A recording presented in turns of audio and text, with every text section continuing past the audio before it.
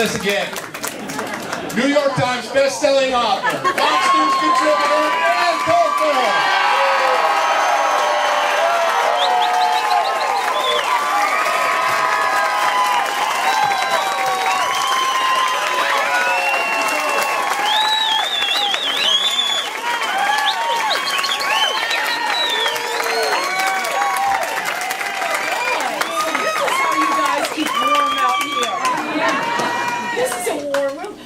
I'm so sorry. I'm Ann Coulter, and I'm still clinging to my guns and religion. And I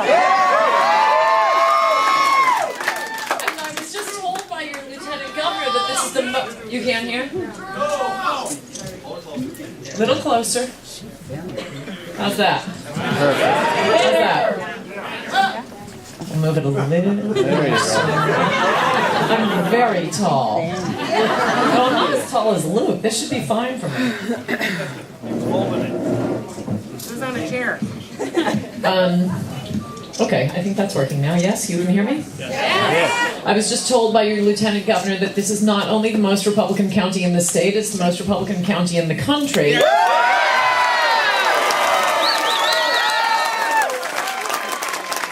not only very happy to be here, but I'm sorry I kept you waiting. Would rather keep them waiting in Madison tomorrow.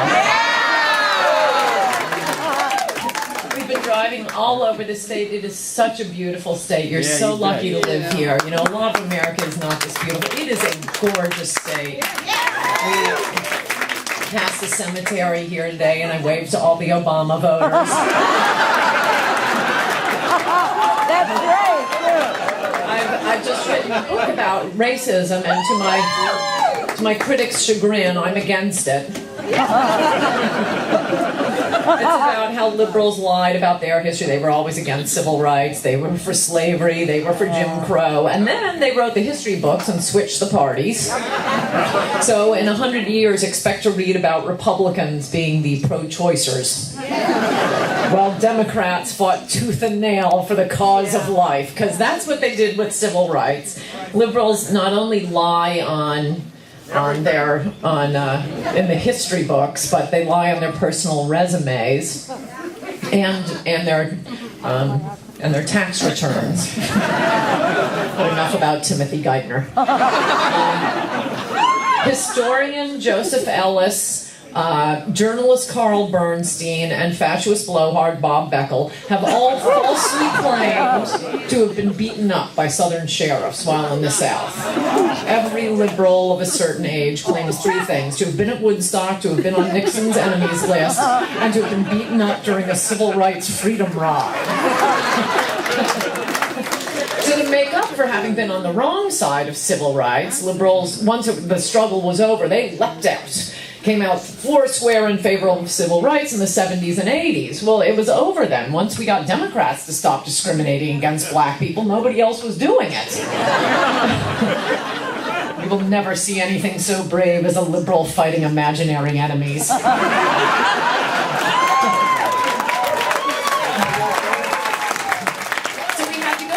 Nonsense. I think Wisconsin was largely free of it, but in places like New York City, Washington, D.C., Los Angeles, places with no history of discrimination, but with a lot of white liberal journalists anxious to play Atticus Finch, suddenly, every time a cop shot a black kid, it was the Klan on the New York City police force. Every day was the O.J. verdict.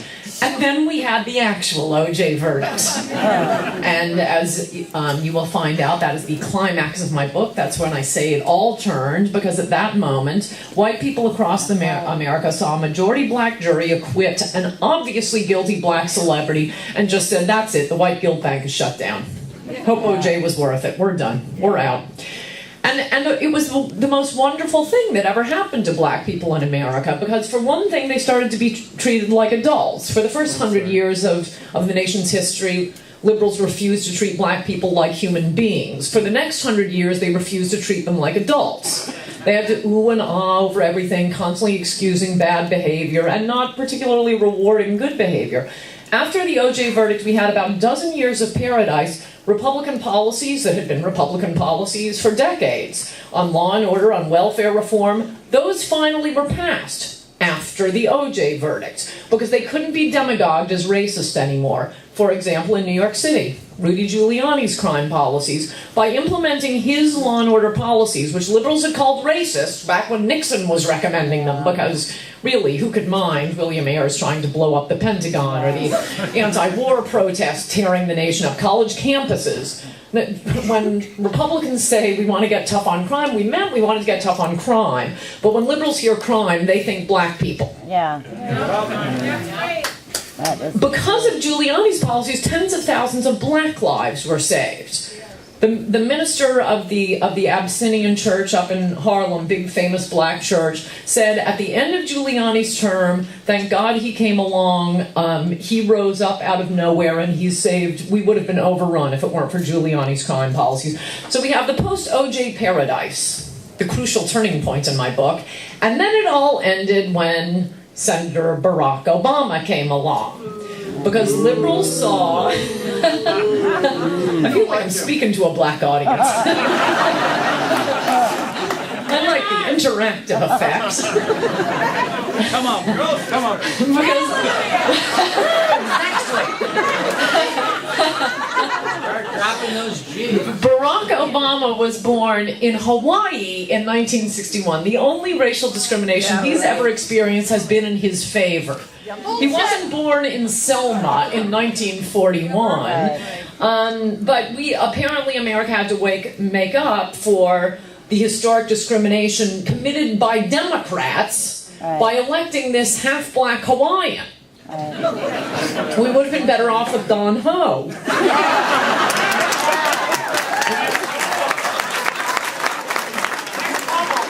Curiously, the way I remember it, liberals didn't care about remedying historic injustices against our fellow black Americans when it was, Clarence Thomas being nominated to the Supreme Court, or Michael Steele running for office, Alan West, Mia Love. Oh no, then they're not. Condoleezza Rice are called the most vicious, racist names. Many of those black Americans actually experienced the democratic policies of Jim Crow, unlike the young half-black Hawaiian. Right. But Obama was like so many other liberal politicians. This is how liberals use the civil rights cause. They use it as a cat's paw to push a liberal agenda that has nothing to do with black people, often issues that a majority of black people aggressively, outrageously oppose, such as gay marriage, abortion on demand.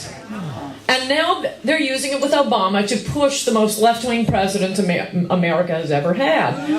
They could get a left-wing president and accuse his opponents of racism. So liberals were in pig heaven. Right. MSNBC's Chris Matthews has accused him. Oh, he's a big hit. I love this county.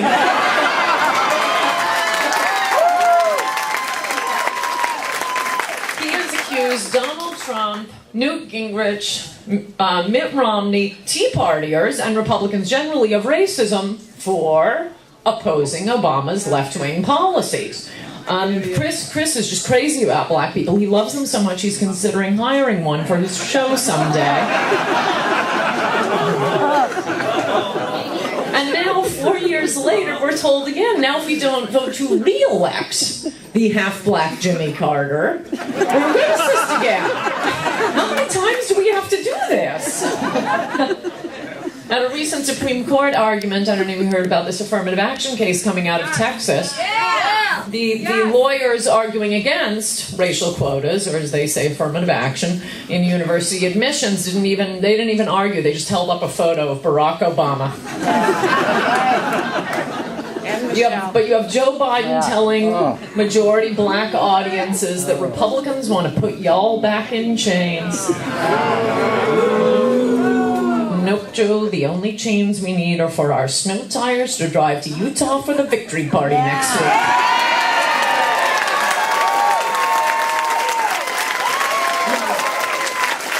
And according to another MSNBC host, whom I'm sure is another huge hit out here, Lawrence O'Donnell, Mentioning Obama's frequent golfing is racist. Oh my God. Yes, you heard me right. The world's whitest sport. Mentioning that is now racist. The only whiter sport is polo. Yeah. Chris Matthews, he has a whole long list of words that are racist. Racist dog whistles. One is Chicago politics. No, it has nothing to do with Chicago's history of gangs, of Al Capone, of the mob, of the Daily Machine. No, it's because a lot of black people live there. Yeah. What is it with liberals? They're mental. Speaking of Chicago, did you hear that Jesse Jackson Jr. has gone to the Mayo Clinic to be treated for his bipolar disorder? Yeah, apparently it's getting better, and I think that's great. And I applaud Jesse Jackson Jr., and I hope it encourages all liberals to be treated for their mental disorders.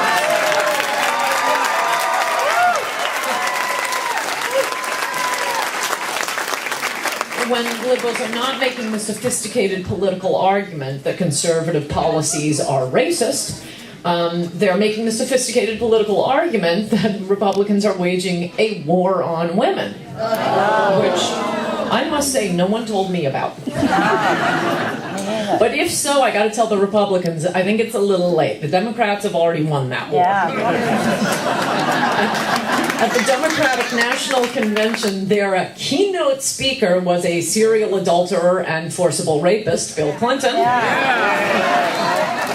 Slick Willie. The convention also featured a tribute video to Teddy Kennedy, who has the only confirmed kill in the war on women.